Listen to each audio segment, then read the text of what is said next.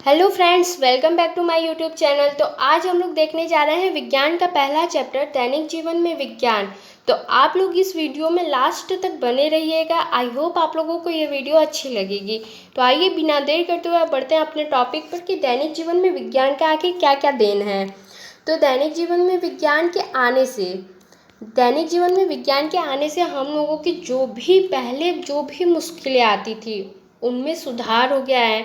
तो जैसे क्या क्या सुधार हुआ है, एग्जाम्पल के तौर पे ले लेते हैं कि कृषि कार्य में पहले क्या होता था कि जब हम लोग बैलगाड़ी ये सब का यूज करते थे तो हम लोगों का समय भी ज़्यादा लगता था और काम बहुत धीरे धीरे होता था। लेकिन जब से इसके जगह विज्ञान के देन के जैसे ट्रैक्टर और भी कृषि यंत्र आने की वजह से कृषि कार्य शीघ्र मतलब कि जल्दी जल्दी होने लगा। इससे क्या होगा कि हम लोगों के समय की बचत भी हुई है और साथ ही साथ और काम भी जल्दी ही हुई है।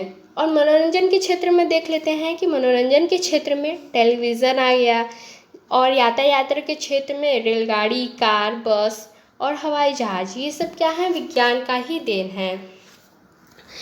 तो विज्ञान की वजह से बहुत सारी हम लोगों की समस्याएं का हल आसानी से हो गया है।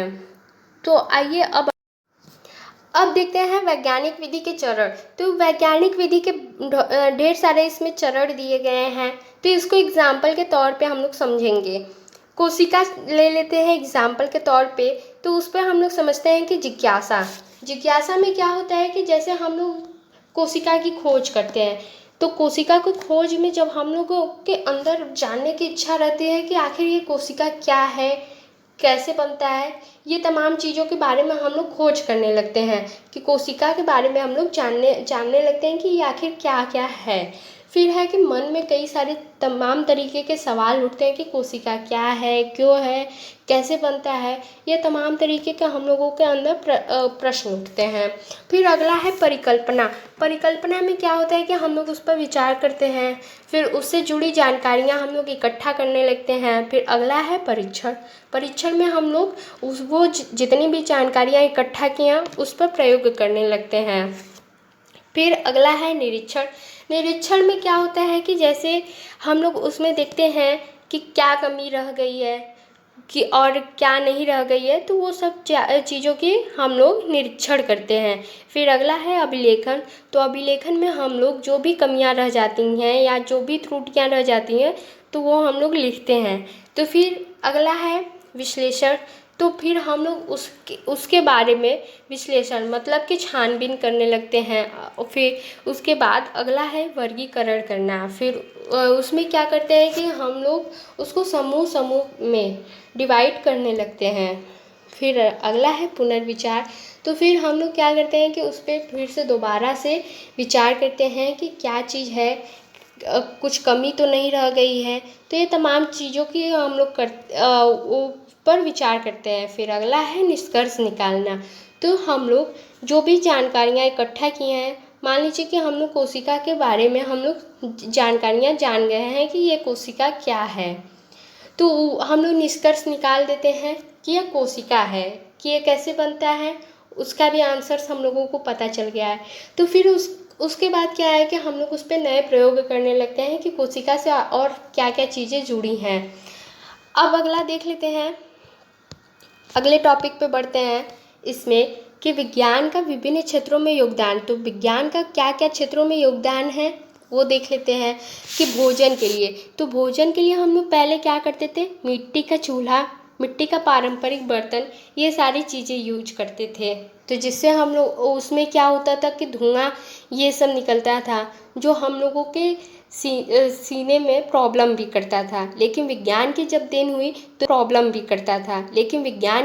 हुई तो धुआं रहित चूल्हा, गैस चूल्हा, विद्युत oven, solar cooker, pressure cooker, stainless steel के बर्तन इत्यादि आने से ये सारी समस्याएं दूर हो गई। और इससे क्या हुआ, समय का बचत भी हुआ। और कृषि के क्षेत्र में खेत जोतने के लिए हम लोग क्या करते थे, पहले हल और बैल का यूज करते थे, लेकिन अब क्या करते हैं, ट्रैक्टर का यूज करते हैं। और सिंचाई के लिए क्या करते थे, पहले कुआं और ढेकुली ये सब का प्रयोग करते थे, लेकिन अब क्या करते हैं, नहरें, ट्यूबवेल का उपयोग करते हैं। और उपज बढ़ाने के लिए क्या करते थे, गोबर की खाद का उपयोग करते थे। लेकिन अब क्या होता है, विज्ञान की देन से रासायनिक उर्वरक जैसे यूरिया, पोटास, उन्नत बीज, कीटनाशक दवाएं, इन सब का प्रयोग करने लगे। तो इससे हम लोगों की जो उपज पैदा होती थी पहले से बेहतर होने लगी। और यातायात के क्षेत्र में क्या होता था, बैलगाड़ी, तांगा, ऊँट, घोड़ा गाड़ी, खच्चर, तो इन सब का प्रयोग करते थे, जिससे कि हम लोगों का समय बहुत ज़्यादा लगता था। लेकिन बाद में क्या हुआ, बाद में हम लोगों के पास विज्ञान की मदद से साइकिल, कार, बस, स्कूटर, पानी का जहाज, वायुयान, इन सब की उपलब्धि हो गई। तो इससे हम लोगों का समय का बचत भी होने लगा और साथ ही साथ हम लोग एक स्थान से दूसरे स्थान पर जाने में आसानी हो गया। अब अगला देख लेते हैं, संचार के क्षेत्र में भी वही सब है कि पहले डाक द्वारा संदेशवाहक, पहले के समय में चिट्ठियाँ जाती थी तो कब तक पहुँचे या न पहुँचे, ये सब तमाम तरीके के वो बाधाएं रहती थी। लेकिन बाद में क्या हुआ, विज्ञान के देन में telephone, mobile, fax, email, computer, Telegram, internet आदि, इन सब के आने से हम लोग अपने बात को दूसरे तक आसानी से पहुंचा सकते हैं, वो भी मिनटों क्या सेकंडों में पहुंचा सकते हैं।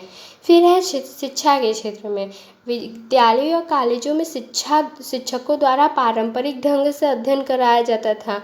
तो इससे क्या रहता था कि पहले थोड़ा समस्या होती थी कि हम लोगों को अगर कोई चीज़ समझ में ना आए तो उसको हम लोग अच्छे से उस चीज़ के बारे में हम लोग अच्छे से समझ नहीं पाते थे।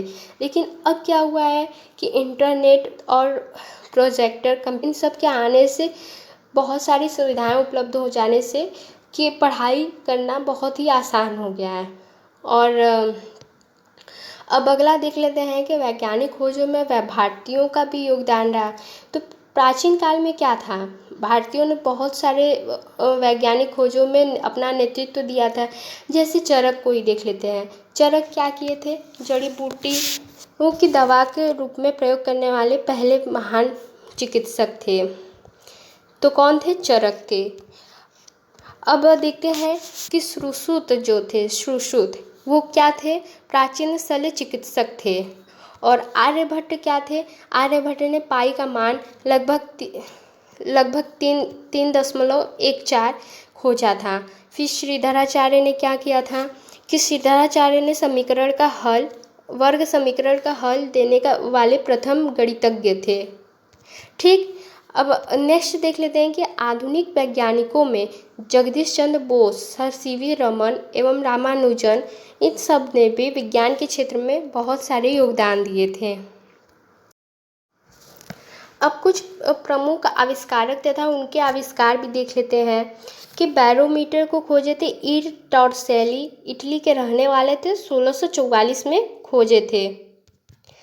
और फिर विद्युत बैटरी का खोज किए थे अलेसैंड्रो वोल्टा, इटली के रहने वाले थे, 1800 में खोजे थे। अब अगला है बाइसिकल का खोज किए थे के मैकमिलन, स्कॉटलैंड के रहने वाले थे, 1839 में खोजे थे। और कंप्यूटर का खोज किए थे चार्ल्स बेबेज, ब्रिटेन के रहने वाले थे, 1834 में खोजे थे। फिर अगला है कताई मशीन के खोजकर्ता हैं सैमुअल क्रॉम्पटन, ब्रिटेन के रहने वाले थे, 1779 में खोजे थे। अब घड़ी है, यांत्रिक घड़ी का खोज किए थे आई सिंग व लियांग सेन, चीन के रहने वाले थे, 1725 में खोजे थे। फिर अगला है घड़ी पेंडुलम, क्रिश्चियन ह्यूगेस खोजे थे, नीदरलैंड के रहने वाले थे, 1656 में खोजे थे। अब अगला है ग्रामोफोन को खोजे थे थॉमस अल्वा एडिसन, यूएसए के रहने वाले थे, 1878 में खोजे थे। और ट्रैक्टर का खोज किए थे रॉबर्ट फार्मिच, यूएसए के रहने वाले थे, 1892 में खोजे थे। अब स्टील का खोज किए थे हेनरी बेस्मर, ब्रिटेन के रहने वाले थे, 1855 में खोजे थे। टेलीफोन यांत्रिक ग्राहम बेल, यूएसए के थे, 1876 में खोजे थे। टेलीविज़न यांत्रिक वाला जे.एल. बेयर्ड, ब्रिटेन के रहने वाले थे, 1926 में खोजे थे। अब ट्रांजिस्टर का खोज किए थे John Bardeen William सैकले Walton Burton, खोजे थे, यूएसए के रहने वाले थे, 1948 में खोजे थे। टाइपराइटर का पेलेग्रिन टेरी इटली के रहने वाले थे, 1808 में खोजे थे। थर्मामीटर का डैनियल गैब्रियल फ़ारेनहाइट जर्मनी के थे, 1714 में खोजे थे। अब अगला है ट्रांसफार्मर का माइकल फैराडे खोजे थे और ब्रिटेन के रहने वाले थे, 1831 में खोजे थे। विद्युत फंका का खोज करता है व्हीलर, यूएसए के रहने वाले थे, 1776 में खोजे थे।